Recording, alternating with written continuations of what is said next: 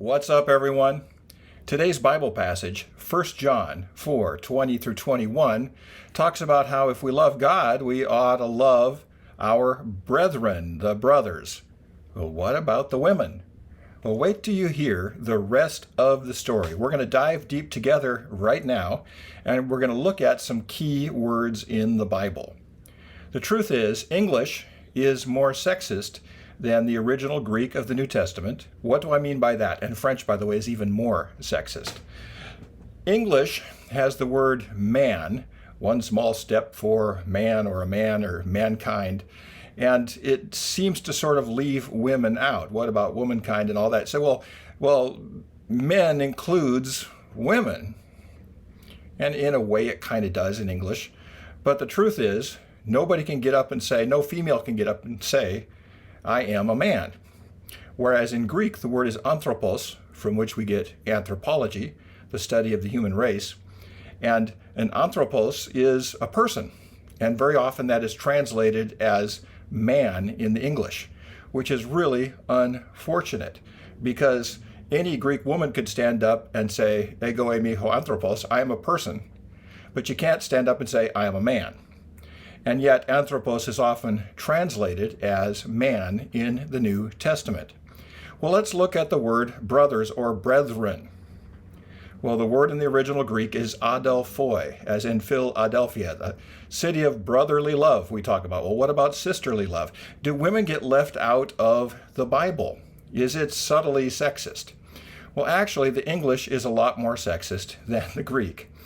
Adelphoi, let's look at these words. Delph is the Greek root word for the womb in which you were conceived and in which you were carried about 9 months with your mother when you were an unborn baby. A womb, out of, Delph, Delph, oi, is plural. So those who share the womb. And if you have brothers and sisters, or just brothers or sisters or whatever you have, if you have a big family, that means brothers and sisters, everyone who shared a womb, including the women. And so therefore, the best translation of adelphoi would be siblings. And we can say brother so-and-so and sister so-and-so, but when we talk about the collective, we ought to say siblings. We ought not to say brethren, because that is really plural for brothers, not plural for siblings. And siblings would be a much better translation. You're familiar with the word Delph, because you've heard of a dolphin. My mother's name is Delphine, which is French for dolphin. A dolphin is literally a fish with a womb, a fish that gives birth to live dolphins. It doesn't lay eggs. And so the Greeks called it a womb fish. And so the word Delph, dolphin, and adelphoi.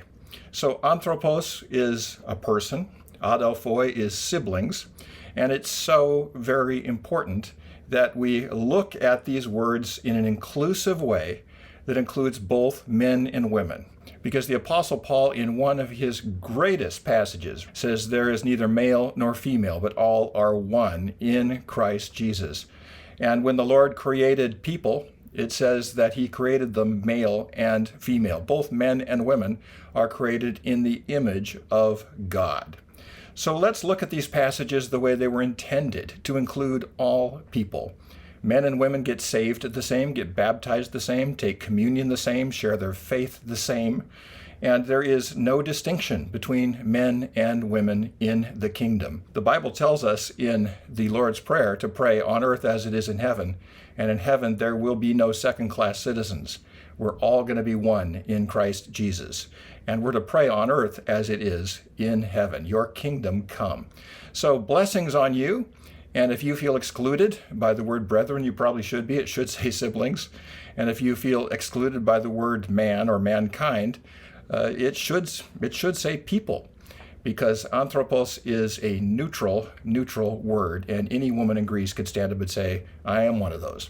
So blessings on you. Let's look at the Bible and let the whole Bible interpret the whole Bible, and not look at the Bible through the knothole of one little verse here and there, but look at the basic order of creation, that we are all made in the image of God, men and women alike.